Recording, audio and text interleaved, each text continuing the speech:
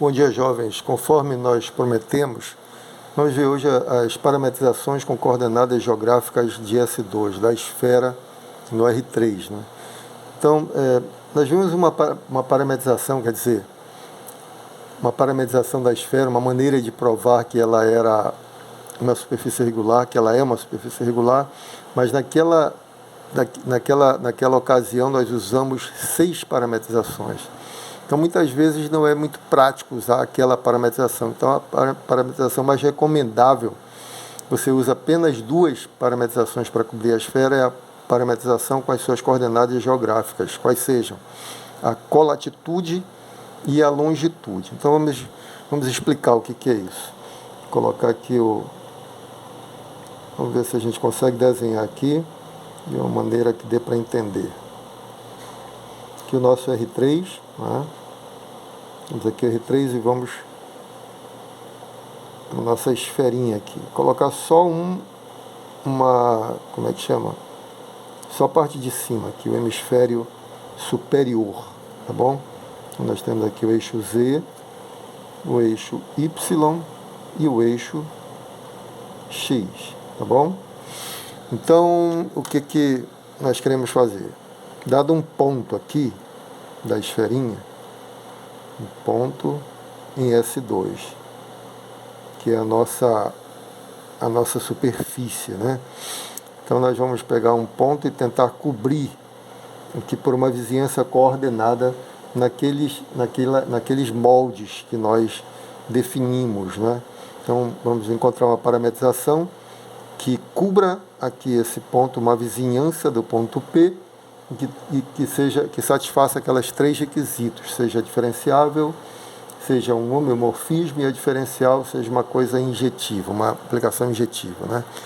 Muito bem. Então, aqui nós vamos definir uma função, uma aplicação que vai... Deixa eu ver, eu já falei que nós vamos usar a colatitude, vamos explicar o que é isso, né? Colatitude e a longitude. Então aqui o ponto P vai ter coordenadas, vamos ver, puxar para cá, aqui eu tenho X, aqui Y e aqui Z, né? Só para dar esse aqui é o nosso Z, tá bom? Então a colatitude você pega esse plano, um plano contendo P e o eixo Z, vai conter P, aí você pega o ângulo aqui, ó, nesse plano, o ângulo que essa semirreta, que esse segmento de reta faz, ou semirreta, né, saindo daqui da origem para lá, faz com o eixo Z, a parte positiva do eixo Z, vamos chamar de θ, isso é a colatitude, vai ser um dos parâmetros. O outro parâmetro vai ser esse camarada aqui, que eu vou chamar de φ, que é a longitude, tá? Então nós vamos fazer θ variar, de 0 até π, e vamos fazer φ variar de 0 a 2π, os nossos parâmetros, colatitude e longitude. Então você pode observar aí, imagine, quando eu fizer um giro aqui de 0, o θ variar de 0 até π, vai cobrir um pedaço, esse pedaço aqui como uma semicircunferência, né? Tá certo? Metade de uma circunferência. Aí eu dou um giro de 2π, 0 a 2π todo, não é? E eu vou cobrir a esfera? Não. Porque quando eu faço isso aqui, ó, eu estou no aberto aqui do R2, né? O θ está variando de 0 a π. Então, esse pontinho aqui e o correspondente lá de baixo não serão cobertos por essa semicircunferência. Quando eu der o giro, vai faltar cobrir esses 2 pontinhos e também, como a φ não fecha, né? Vai dar um giro assim, 0, não fecha, vai faltar, na verdade, um pontinho aqui e uma semicircunferência, não é? Tá certo? Nós vamos cobrir toda a esfera, menos esse pedaço que eu especifiquei aí. Bom, então nós vamos ter uma parametrização, que eu vou colocar aqui o R2 para a gente entender melhor. No R2, aí você vai ter aqui o θ, né? Aqui é o θ, e aqui a φ. A φ é maior, poxa vida.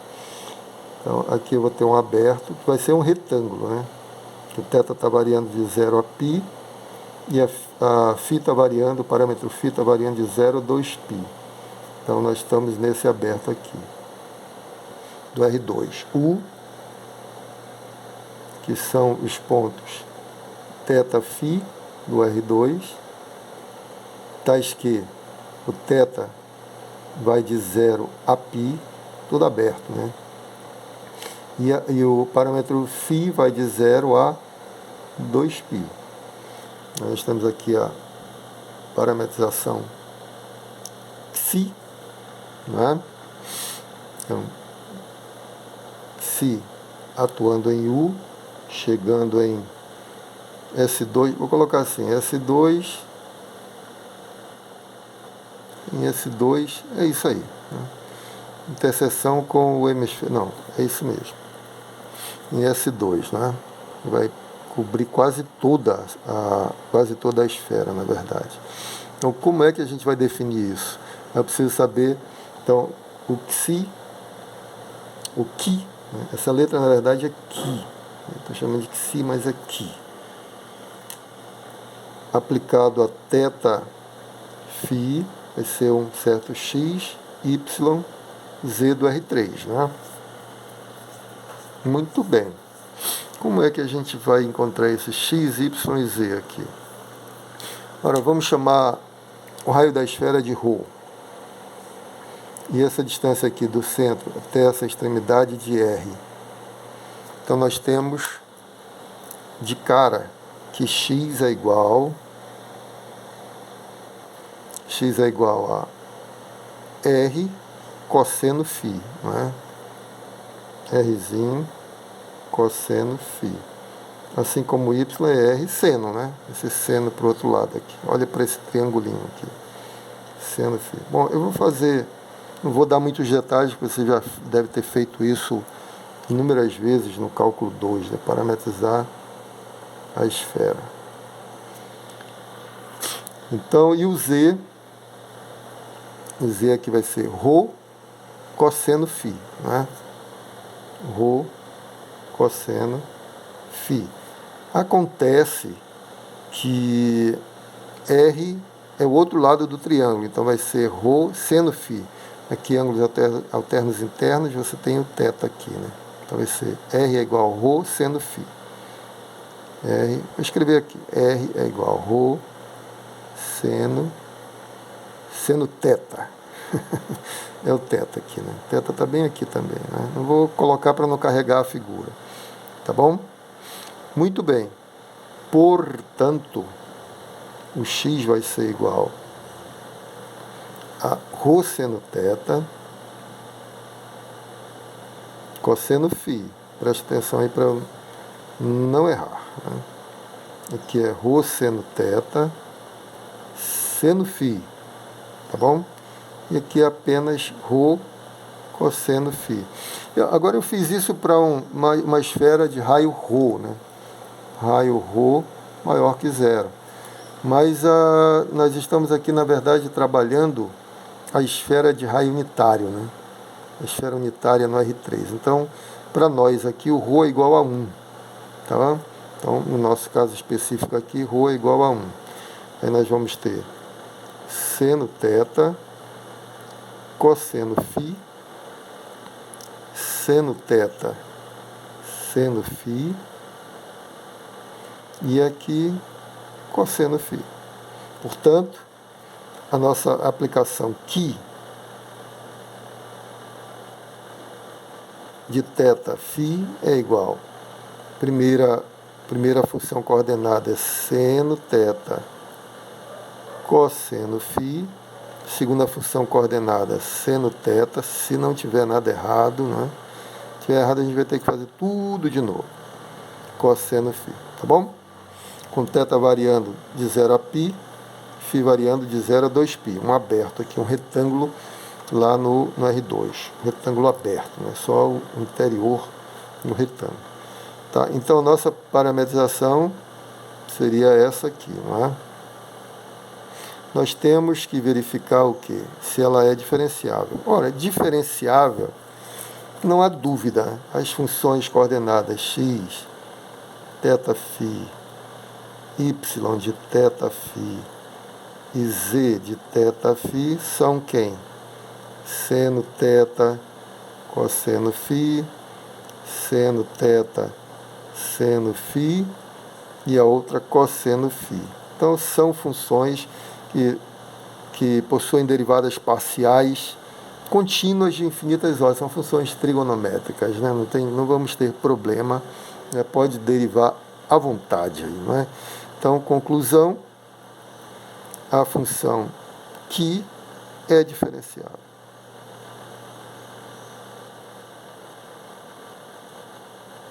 Isso aqui satisfaz o nosso requisito 1 lá da definição, né? 1 está satisfeito, tá bom? Vamos ver o 2. Não, vamos pular para o 3. Eu vou fazer uma coisa diferente. Vou pular para o 3.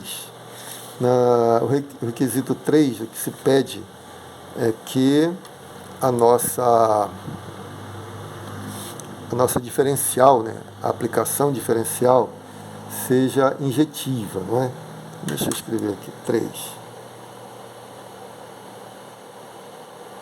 Diferencial injetiva. Mas vamos calcular a matriz da diferencial, né?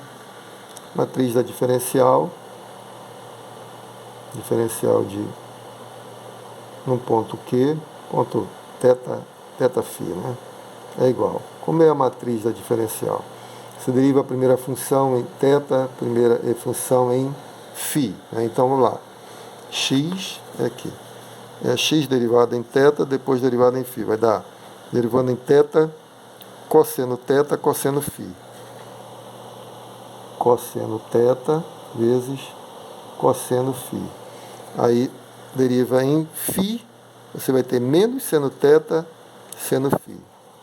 Menos seno θ vezes o seno de φ. Seno φ, tá certo?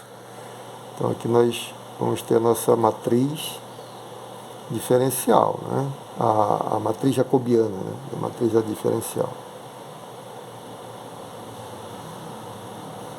Bom, agora a segunda linha são as derivadas da segunda função coordenada. A segunda função coordenada é y, essa aqui. Derivando em relação a θ, vai dar cosseno θ, seno φ. Então, cosseno θ, seno φ. Derivando a segunda função coordenada em relação a φ, você vai ter seno θ, cosseno φ. Seno θ, cosseno φ. O próximo, você vai derivar a terceira função coordenada em θ e em φ. Terceira função coordenada, derivando em relação a θ. Opa! Aqui tem uma coisa errada, né? Porque o z, na verdade, é o seno de θ. Né? Quer dizer, aqui é rho seno θ. Rho cosseno θ. Então, esse aqui está errado. Aqui é cosseno θ. E aqui é cosseno θ, não é? Corrigindo cosseno θ. É isso mesmo? Deixa eu ver que eu tinha anotado em algum lugar. É isso mesmo, é θ. Não tem como ser diferente. Aqui é cosseno θ. Eu lembrei agora, porque quando eu fiz isso, há algum tempo atrás, dava 0 na segunda coluna aqui. Aí aquela imagem fica na nossa mente, né? Então vamos lá. Derivando a terceira coordenada em relação a φ, em relação a θ vai dar menos seno θ. Menos seno θ. Em relação a φ, 0, né? Ela não depende de φ, essa função. Muito bem. Nós temos aí a nossa matriz da diferencial. Para que ela seja injetiva, eu quero que os vetores colunas têm que ser linearmente independentes, ou seja, uma maneira de você verificar isso é fazer o produto vetorial, né? Se o produto vetorial for diferente de zero, elas são linearmente independentes. Então é isso que nós vamos fazer, tá bom? Você poderia olhar também pelos jacobianos, pelos menores, né, de ordem 2, aqueles jacobianos de ordem 2. Então, algum deles tem que ser diferente de zero, mas é a mesma coisa, é equivalente, tá bom? Então, vamos pegar o que você tem aqui, a primeira coluna, deixa eu escrever melhor aqui. A primeira coluna é a d que derivada em relação a θ, né? Que é o vetor cosseno θ. Eu acho melhor parar por causa do tempo. Aí a gente continua a resolução no outro vídeo, tá bom? Bom, voltamos já com o próximo vídeo, continuando isso aí que é muito legal, muito interessante. Um grande abraço, fiquem com Deus.